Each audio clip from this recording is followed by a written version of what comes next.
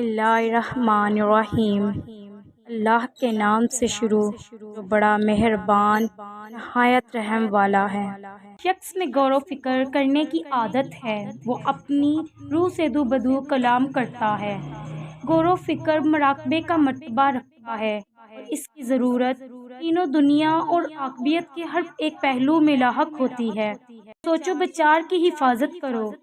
سوچو بچار ہر چیز کا مقدمہ ہے۔ اگر یہ درست ہو تو سب اقوال و افعال درست ہوں گے۔ اپنے خیال کی حفاظت کر، اس لیے کہ یہ تمام چیزوں کا مقدمہ ہے، کیونکہ جس کا اندیشہ درست ہوگا اس کے بعد جو کچھ بھی اس پر واقع ہوگا افعال و احوال سے وہ سب درست ہوگا۔ قومیں فکر سے محروم ہو کر تباہ ہو جاتی ہیں۔ فکر ہی سے فکر دور ہوتی ہے۔ رات کی کھا کر صبح کی فکر کرنا کفر ہے۔ فکر معیشت روح کی قاتل ہے۔